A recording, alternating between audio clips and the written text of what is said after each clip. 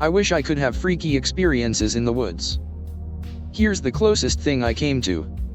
I was young, maybe about 8 years old, and I was camping with my family. My parents didn't want me walking off on my own, but eventually I did it anyway when they weren't looking. While I was walking, I came to this strange pathway where the trees sort of curved toward me. It creeped me out, but I kept going. Eventually the path came out into this weird place. It was covered with sand, and there was a gigantic lake near the end of this long field of sand. The lake looked like it went past the horizon, and the sun was just perfectly setting on the water. I got this weird feeling, kind of like I might have just died and gone to heaven. I decided that I should go back. By the time I got back it was dark, and my parents were worried sick about me. They said I was gone for 4 hours, which was way longer than I thought. To this day I wonder if maybe that was some weird near-death experience. I always think about going back to that beach, but I could never remember the way. I can't find a picture that could even remotely show the scene. In the heart of Washington, there's a house that used to be owned by a family of 5. Nobody really knows what happened to them. Their neighbors at the time say that there were no signs of weirdness or fear in the family. The common testimony is that one day there was nothing wrong. The night that followed, there were very loud noises coming from the house, and although people in the area came to investigate what was keeping them up, the windows were blocked by millions of post-it notes, and the windows would not break. The following day, the house was empty. Nobody has lived in that house since. But people have gone inside. In every bedroom, there is a mirror facing the corner of the room. If you turn it around, it won't show your reflection. The area you'll be standing in will be empty. They say that on the rare occasion, you'll see the person who used to sleep in that room, mutilated and bandaged from head to toe. It was a beautiful morning when I woke up, the sun shining through and the wildlife up and about. I went for my morning stroll, taking my usual route. I stopped by the surface of the water, when I saw the most peculiar thing, a little girl. In there. Couldn't she breathe? Why didn't she come out? Panicking, I reached out and grabbed her arms, yanking her out of it and holding her close to me. She started to scream, but then seemed to be choking. I tried to calm her down. SHH. Everything is fine, little one, I saved you. Relax. Breathe in. But she wouldn't. And soon, despite all my efforts, she went limp. Not again. I couldn't understand. I had taken her out of that horrible, disgusting air, and into the safety of the water. What had I done wrong this time? Maybe my tentacles frightened them.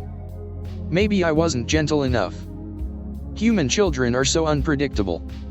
I'll save one for real next time, I swear. I love jigsaw puzzles. So when I found one on my phone that allowed me to make any size puzzle I want with a snap of a picture, I was hooked. I started by taking pictures of random shots in my room, clicked cut then mix and poof, I was off wasting time. After about 30 minutes of putting my room back together, I decided to take a picture of myself to cut up and puzzle. I decided to cut the picture for the puzzle at an expert difficulty. It was pretty awesome seeing my face split into hundreds of different puzzle pieces, each one flaking off one by one like an ember to the floor of the screen. After an hour of reconstructing my face, I noticed something in the background of the puzzle that resembled an unfamiliar black leather jacket hanging at the top of my closet door. 2 more pieces revealed what looked to be a medium-length, auburn-colored wig, while another piece showed eyes apparently painted on the back of eyelids. The final piece of the puzzle showed a face missing its mandible. I'll admit, I was a bit unhinged at the sight of it, a bit puzzled even. Coincidentally, my mandible would wind up being the last piece of his puzzle too.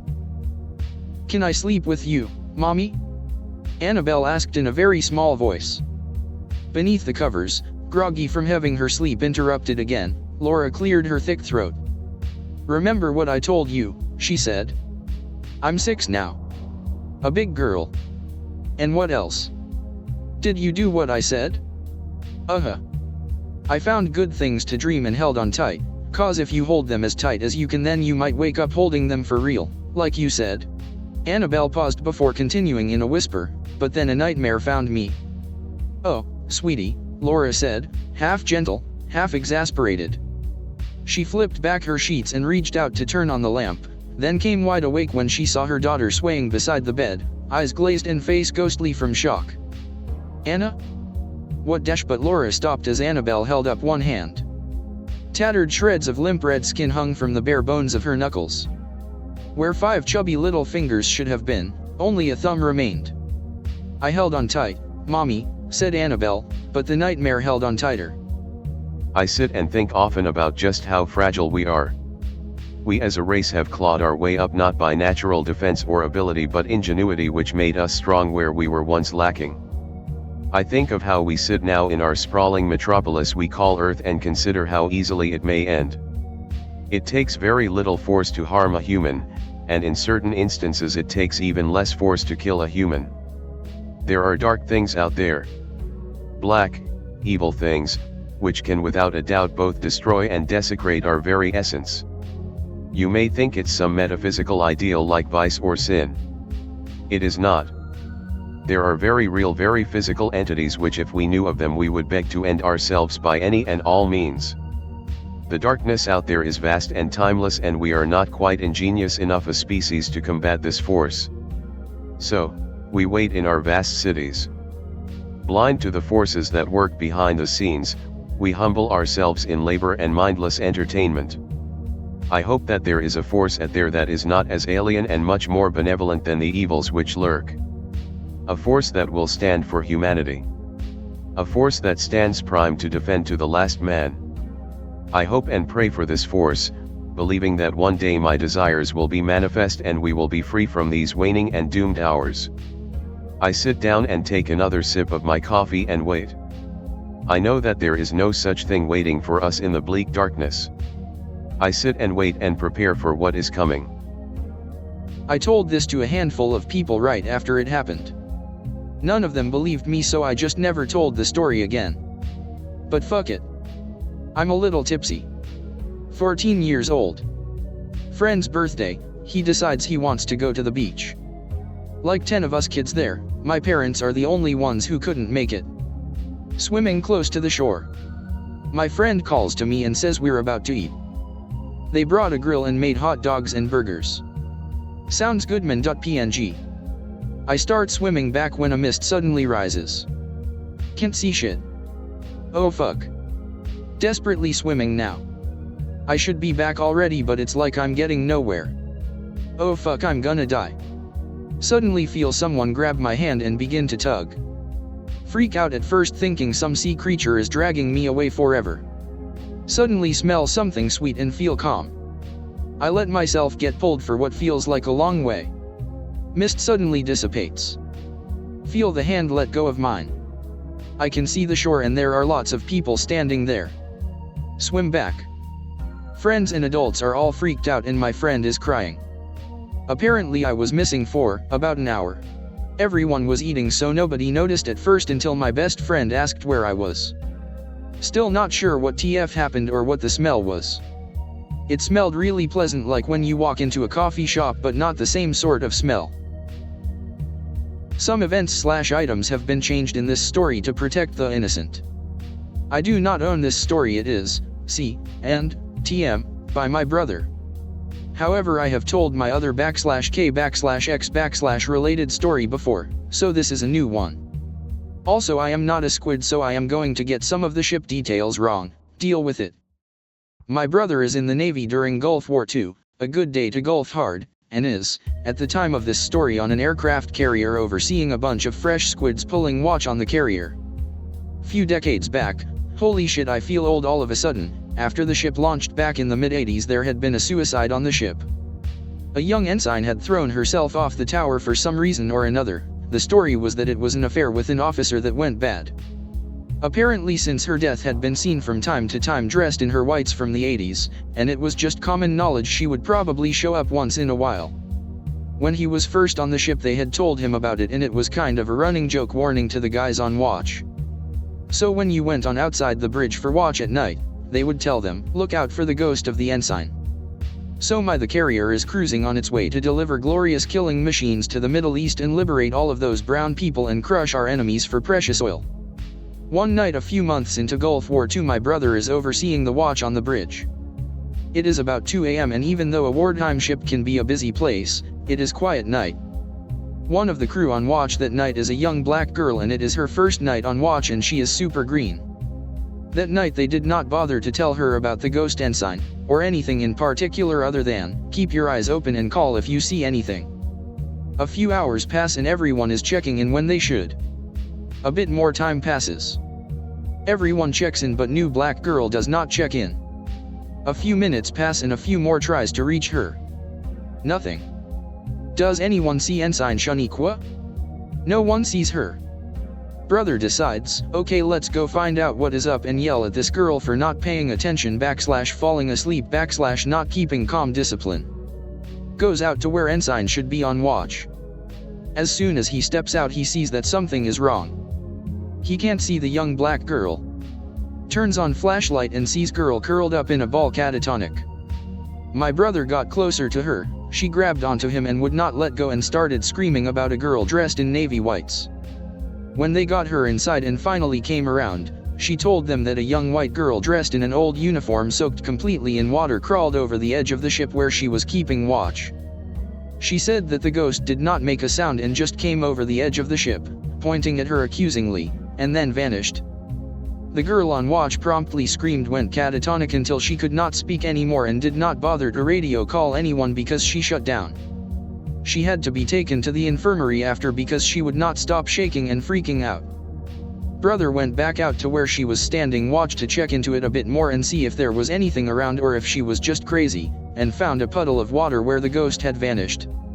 From then on, when anyone new went on watch for that part of the ship, they made sure to mention the ghost and they never assigned another female to that part of the ship for watch at night for the rest of the time at sea. Being a man who lives right next to the ocean and was a seasonal fisherman, I've had my share of scares out on the open water. Although, one stands out much more than the others. Be me, probably around 12 to 13. Going to our cabin in innawoods across the water, since that's the only way it's accessible. Be in deep, ocean water.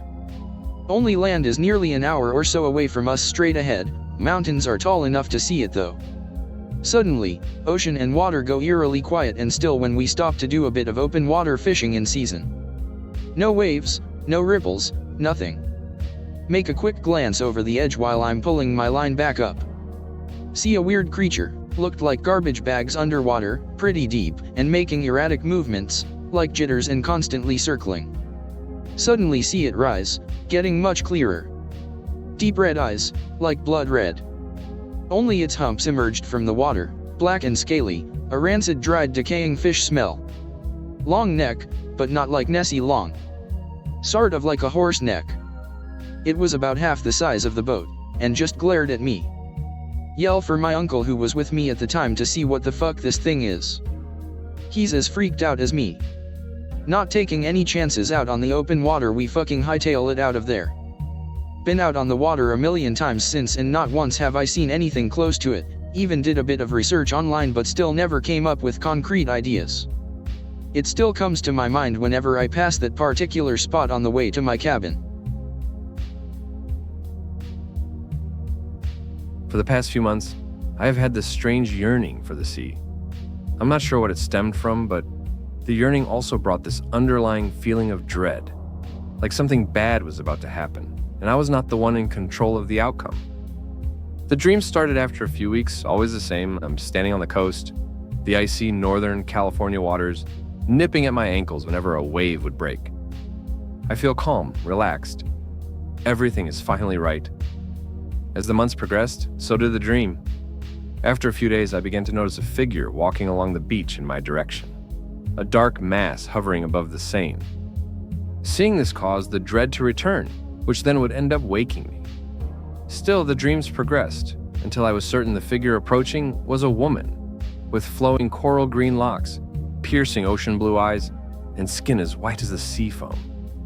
Seeing her brought me comfort, but also caused the horrible feeling to sweep over me once more.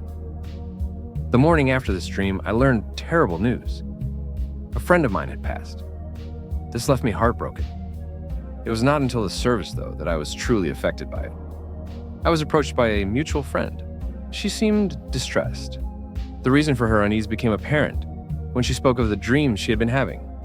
She was having the same dreams as I was, right down to the strangely haired woman whose mysterious comfort was only rivaled by the dread that came with it. She told me about how our mutual friend had approached her, telling her that he was also having them. She was scared. The way she described it, the woman in the dream was already within arm's reach from her. She was able to make out her features and told me about how sunken her eyes were, the dark shadows beneath them, and the filthy fangs that were revealed when she opened her mouth to speak, though she could not recall anything she had been told. I admitted that I, too, was having such dreams, and that if it would bring her comfort, she could sleep in my guest bedroom for a few nights. She agreed, and I was finally met with the first night of restful sleep in over 2 months. When I awoke the next morning, the house was eerily silent. The guest room looked as if no one had slept in it the night before, the blankets and sheets folded neatly across the bed. Could she have left before I awoke? It would have gone against her personality.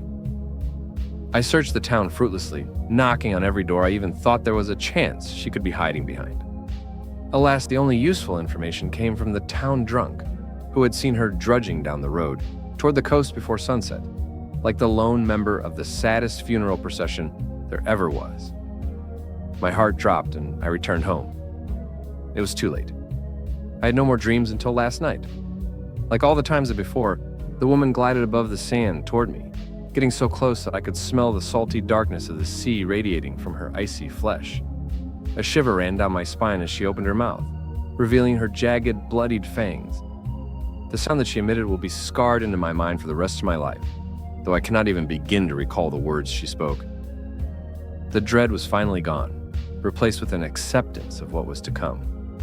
She would take me like she took my friends, and we will dwell in the silent cities of the ocean floor, lying in wait. The faint blue glow of the sun, the only reminder of an existence we would have long since forgotten.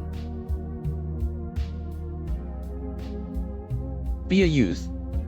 Spend a lot of time fishing and dicking around by the lake near my house. It wasn't on our property, but it was about a 15-minute walk and nobody else was ever around it. I used to think of it as my own private lake. Dad assumes it's owned by someone or some company who's holding on to it, hoping the value will increase over time.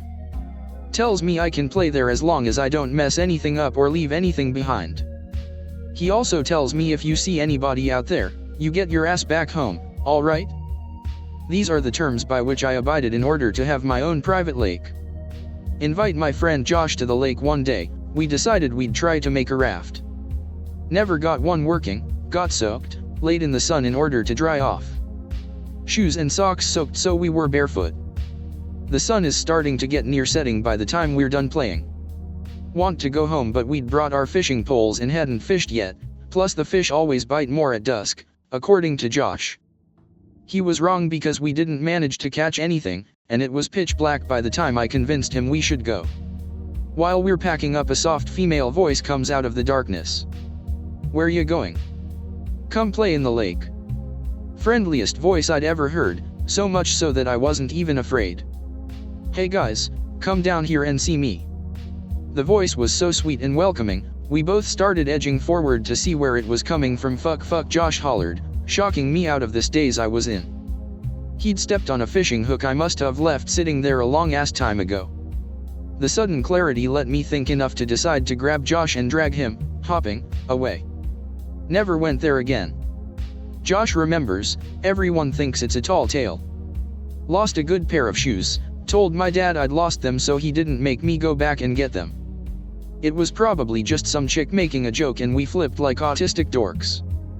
Sirens don't live in lakes. Anon from other thread checking in. Basically I left it off with a lot of the older guys swore up and down about mermaids and sirens etc etc. I never have directly seen anything with a tail, but here is one of my stories. Be commercial diver. Be 7:30 hours into 8-hour shift. Feel tap from behind me. Turn around. See figure in same suit as I, Normal, we all wear same suit. Talk over radio, hello. No answer. That's strange. Figure has the bluest eyes I have ever seen. Like crystals. Can't make out face although it looks like a woman. Gestures at my umbilical which is super close to being super fucking knotted around some steel. I wave and gesture thanks. They just go on their way into the abyss. Try to radio crew again about shit radio. Says we had you the entire time. You what, mate? Ask who the other diver is down here. Nobody down there, Anon. Everyone has been up for nearly 30 minutes just waiting on you. WTF. I go up and explain story. Older dudes swear it was a mermaid. Okay, I'm not sure if anyone else out there will find this story very creepy, but it's certainly the scariest thing that's ever happened to me, so I might as well share. At this point, I like to think that I've been around long enough to realize that there's more crazy shit happening in the world than there are explanations. And I'd say this falls into that heading. If anyone out there can actually explain everything away, please do. It would make me feel a whole lot better about the situation. A few years back, I was enlisted in the US Coast Guard, hoping to save lives, stop bad guys, and just be an all-around hero, the kind of mindset that most younger guys have at that time. The reality of what I'd gotten myself into was a lot more frustratingly mundane than what I'd hoped for, and consisted of a lot more cleaning/field daying, running basic training drills, and just constantly trying to keep various qualifications up to standard, as well as gain new ones. When this story took place, I was still pretty new to the entire thing. I was in for less than a year, and I'd been stationed at a little small boat station on the coast of Maine. I'd grown up in a small fishing town myself, so I was used to having nothing to do but work, drink, and trying to convince the least unattractive girl at the bar to go home with you.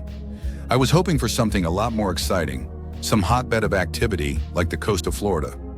That's pretty much the reason why I always volunteered to get underway whenever the boat was going out for literally anything.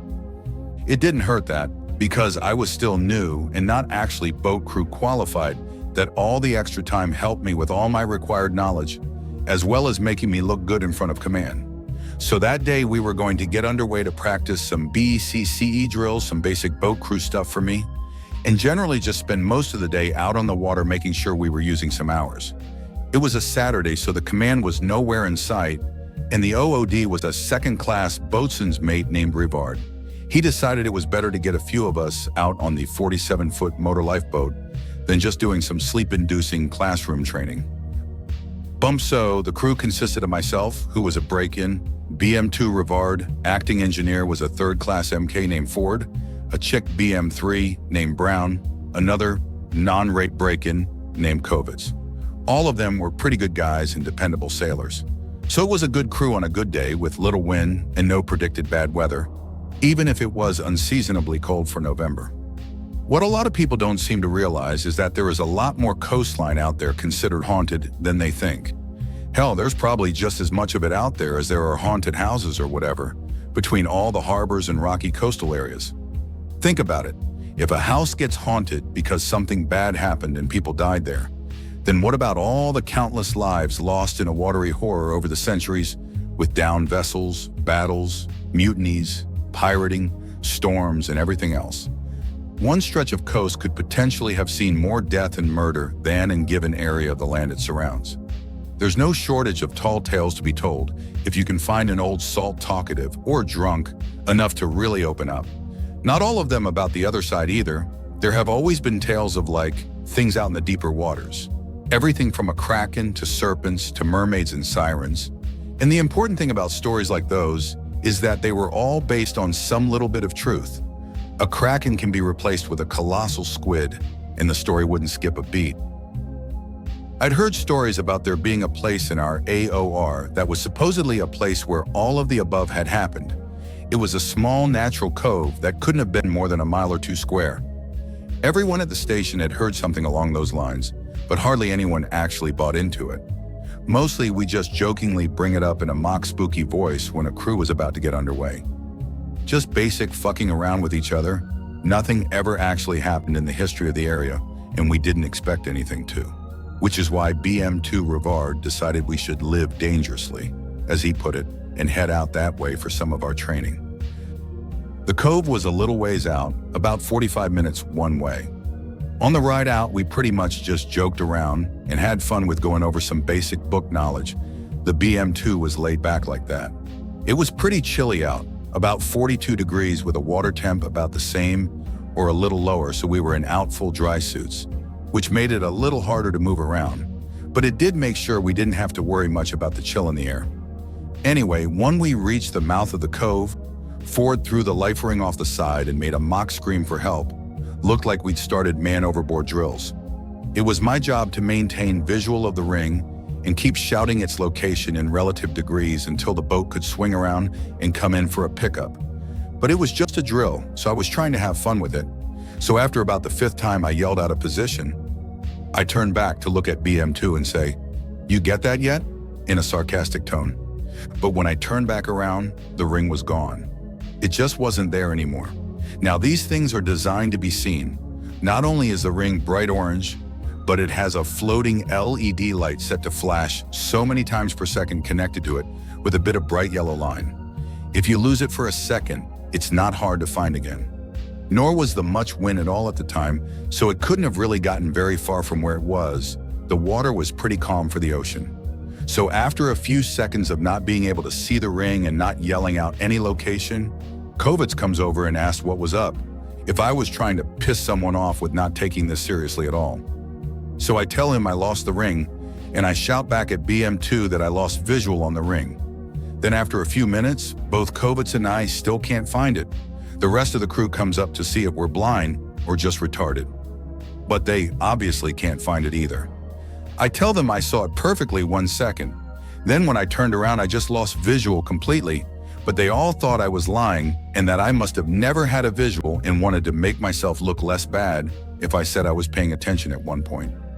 Even BM2 Rivard didn't seem to believe me, saying that life rings don't just sink, that they're actually made to do the exact opposite, and that I'd probably have to explain to the expo why our 47 is missing a ring now.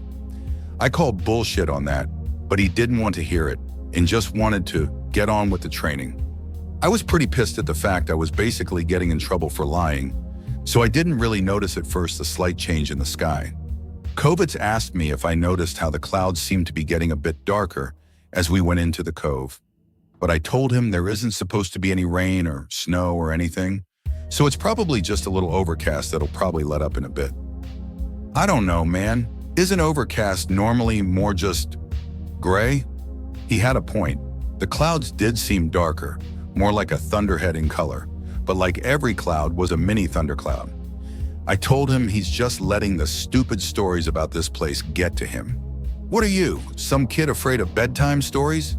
Asking that kind of shut him up about it. But between the clouds and losing a life ring out of nowhere, I had to admit I might have been feeling a little creeped as well. So anyway, we were in the cove with Ford and Brown, having me practice working the tow bit, and Kovitz was with BM2 going over the nav equipment and piloting the boat. The sky had stayed that unsettling blackish color, and I could feel a weird, like I guess you just have to call it a feeling in the air. Like something wasn't quite right, but there was nothing obviously wrong at the same time. The only thing I could compare it to is if you've ever been standing outside during the eye of a storm. I saw Brown shiver a little and swore, following it up with the rhetorical question about wasn't it supposed to be good weather today? Being one of the new guys, I didn't want to let that go. I always get ragged on, and I needed to give my share back when I had the chance. I didn't take you for the damsel in distress type. You letting some clouds and scary stories get to you now? She shot me one of those sarcastic grimaces people give and shoved me in the arm. Just at that time, though, the engines jerked to a complete stop. Just as she shoved me, there was a heart-sinking grinding noise, and the sudden jerking of the boat mixed with the shove was almost enough to send me over the taffrail. The thing is, though, that while I was leaning over the rail, thinking I was about to go over, I could have sworn that I saw a face just under the water. It was so quick that I almost thought I didn't see anything, but I definitely saw what I knew was a pale face, with eyes as black as the clouds were becoming. I was taken aback and still staring into the water when Brown came over and grabbed my arm and asked if I was okay, and said we need to go meet up with BM2. I was a little shaky in my response, but now that my nerves were calming down from almost falling in, I realized that I had just seen my own reflection in the water, and that it wasn't anything more than that. Mentally scolding myself for being so stupid and quick to assume, I went with Brown to muster up with everyone else. Ford had already gone down into the engine compartment to see what was going on, while the rest of us were in the cabin with BM2. So far, no one knew why the boat stalled, but there was some more good news to go with what we already knew. All of the electronics died when the engines went. Plotter, radios, everything. At first I thought we were screwed and couldn't contact the station, but I remembered that probably all of us had our cell phones on us, even if we weren't supposed to. So I asked the BM2 if he'd called in about our situation out here yet, and sort of gave a short chuckle and told everyone to check their phones, or anything else electronic we might have. Well, that sent an alarm through me, and I knew what I'd see before I took my phone out. It was dead. Well, great. I'm super glad this is happening. I had to comment. BM2 told me to cut that shit and to make ready the anchor. He said that he'd just done an ops and position check less than 10 minutes before, so they won't even try to contact us for another half hour, which means it'll be up to a few hours before anyone gets out here to pick us up. I made my way forward to the bow and started rigging the anchor with some line. I toss the anchor over and start paying out line, and I hear what sounds like something swimming along the surface of the water. I stop with the line and do a quick look around me, and I only see small wakes around the boat, but nothing else. No seal or anything like I expected. I'm starting to feel pretty eerie at this point, so I just want to finish anchoring and get back off the bow, when the line I'm holding is tugged from my hands. It was just a quick, jerky tug, enough to make me wonder what the hell just happened when the rest of the line starts getting pulled into the water really fast. It's going too fast, and I'm so freaked and confused that most of the rest of it's gone before I can even think to move. I managed to wrap the end of it around the Samson post and throw on a few figure eights when whatever was pulling us ran out of line. There was a sickening lurching noise as the entire boat got jerked bow first at a 45-degree angle downward. Once again, I almost went over. At that point, I'm like, fuck this, and scramble my ass off the bow. But I did notice the Samson post is all bent to hell now before I'm off there. The sky's pretty much back now in the cove, but there's still daylight somehow. Kind of like the opposite of a sun shower. All I could think at the time was that they used to call sun showers the devil beating his wife, and what the hell would call this. So I go into the survivors compartment where everyone's gathered, and I'm just in time to have missed Ford's rundown of the engines, but hear him complaining about us playing music at a time like this. Brown asked him what the hell he was going on about, that we didn't even have anything electronic working to play music with. But Ford was still going, bullshit. I know you were playing some kind of music. I could hear it down in the engines. Just then everyone noticed I was there, and BM2 wanted to know exactly what the fuck happened while I was up there. I told him exactly what fucking happened, and twice that day I was called a liar. Fuck it, I said. Let's go up there and I'll show you I'm not lying. And lo and behold, there was the post, all bent and messed up with barely any line left on board to secure the anchor. BM2 got a kind of worried look on his face that matched everyone else around me. I heard the sound of swimming again. This time I didn't turn to try to see anything. I just waited a second and asked if anyone else heard it this time. But Ford cut off any response with loudly telling everyone he can still hear the goddamn music, like someone singing long notes, not even having much of a fucking tune. We all kind of look at each other for a second before Brown says, MK3, there isn't any music. No one hears anything. Just as he starts to say bullshit again, wham, the boat rocked. We all look at each other, scared shitless. Wham again. We all come to the same conclusion and book it the hell back indoors to the survivors compartment. As we were scrambling along the side of the boat, one more wham and Kovitz almost fell over, but Brown grabbed him and steadied him. Once we were all indoors, the pounding stopped. After a minute or two of silence waiting for it to happen again, Kovitz says, okay, everyone realizes that was something hitting us. Intentionally, right? BM2 tells him to shut up and that we don't need anyone to make things worse right now. He does say that there's clearly something up right now and that we need to take the right precautions. He told Ford to go up and check the anchor line and make sure it's even a little secure. And for the rest of us to prep some pyro, he's going to check the radios one more time, and when they still don't work, we'll need to send off some flares. So Brown, Kovitz, and I break out the pyro kit and start going over it all, making sure it's all still good. It obviously was. We just needed something to occupy ourselves. Brown asked me what I think is going on. I tell her I have no idea, but I've got the worst feeling right now. That things might a lot worse before they get better. You can feel it in the air.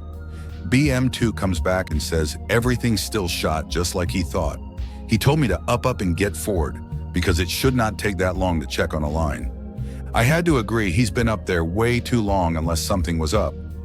I called his name as I was coming up to the bow, but when I got there, he wasn't up there. I thought that was weird, but that maybe he just went around the other side as I was coming up. So I circled back around and checked for him on the fantail and didn't see him. I get into the survivor's compartment with everyone else, and he isn't there. So I ask if he's in the engine room. BM2 asked me what I'm talking about. Didn't I find him on the bow? At that point, I realized things had just gotten worse and tell everyone to go topside because we must have a man overboard. We all rush up and start yelling his name and looking for any movement in the water. BM2 has the binoculars out and starts doing a search for Ford.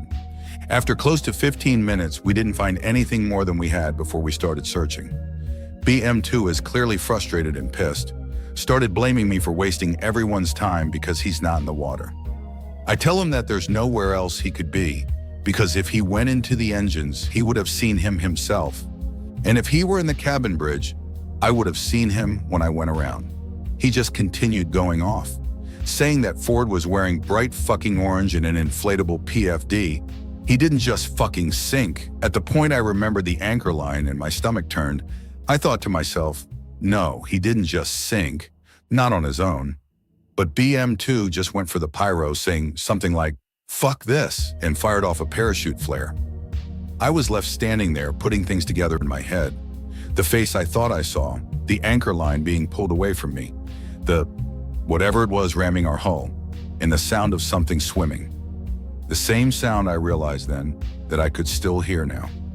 Something was going on here, and it was more than just ghost stories and weird feelings. Something was here with us. Something was in the water, and it wasn't exactly hiding. I snapped up what you all would refer to as a basic flare, the kind they show in the movies that you just hold and wave around while it burns.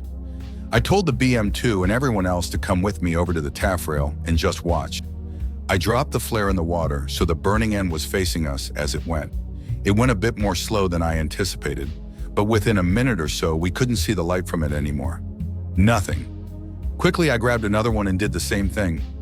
Kovitz started to ask what I was doing, but I said to just shut up and watch, because the sound of swimming was still there. And then, just before the light faded, we saw a shadow swim over the light. It was big enough to eclipse almost the entire time the flare was sinking, just by swimming by. We all backed the fuck up and went down into the compartment. Everyone was scared, but BM2 looked like he was scared shitless, like his skin had turned the same shade as a piece of drawing paper. He just kept whispering, "We can't be here. We have to go. We need to leave. We can't be here anymore." And other things similar to that. I didn't disagree with him either. The first thing I thought of to do was to cut the anchor line. I'd rather drift aimlessly than have a physical tie to whatever was down there, not to mention continue to be a sitting duck. BM2 had clearly gone bye-bye. So I told Kovitz and Brown what I'd planned to do, and for them to sit tight, I'd be right back. I only had my small boat crew knife with me, so I knew it might take a minute or two to completely cut the anchor loose. So when I went up to the bow as fast as I could and went to work cutting us loose from whatever was there with us. I was about halfway through the line when, wham, we were hit again. Fuck, it's like whatever's down there knows when we're vulnerable. Wham again, and I still had a way to go before I was done. Wham! They were getting more frequent now and more forceful. That last one rocked me back on my heels. Almost done now, just a few sec. Wham! Wham! 2 right in a row. Fuck, almost there. Wham! Again, but I was done now. We were loose and I could book it back to the compartment. Just need to make it past the side of the boat and wham! I was in the water. 3rd time's the charm. As soon as I was in, I realized I could hear music now too. It sounded like someone singing long, tuneless notes, like if a person were to try to sing a whale song. When I saw it, I was out of my mind terrified. It was something just below the surface, not quite breaking the water. The only coherent thought I can remember right then was confident. And in hindsight, that was because whatever was coming towards me seemed to actually be confident. It was taking long, serpentine strokes getting to me. Again, in hindsight, things like a shark or anything else wouldn't take its time. It would go right for you. Whatever this was playing. After a second, I was clear-headed enough to start thinking, please be a shark. Oh God, please be just a shark or porpoise or a shark. Oh God, what is it? It was about a meter away from me when I felt something strong pull me while I remained helpless and screaming. And then I was back on the deck of the 47. Soaking then, but alive. Apparently, when the pounding started again, Brown and Kovitz came up to make sure I was okay and saw me fall in. They were just quick enough to pull me back up before whatever was in the water got to me. And I did make sure to ask them if they saw the same thing I did. They both got real quiet, but didn't say no. After that, we all hunkered down in the survivor's compartment. BM2 looked a little better, but he was still clearly out of it. It turns out that last pounding actually did us a favor and ended up inadvertently pushing us toward the mouth of the cove. And not long after that, the rescue crew found us. We were all shaken pretty badly and not really able to tell the rescue crew where MK3 Ford was. All we could do was convince them that he was not in the cove, not to go back into it to look for him. The ride back was quiet, uneventful, and pensive. I did manage to ask BM2 Rivard something when I noticed he was back with us again. I asked him what it was he saw that made him lose it like he did. He looked me dead in the eye without wavering. He said when whatever it was swam over the flare, he saw its fin. Only it wasn't a fin because fins aren't long and slender. Fins don't end in 5 fingers, like whatever he saw had. We never found any trace of Ford.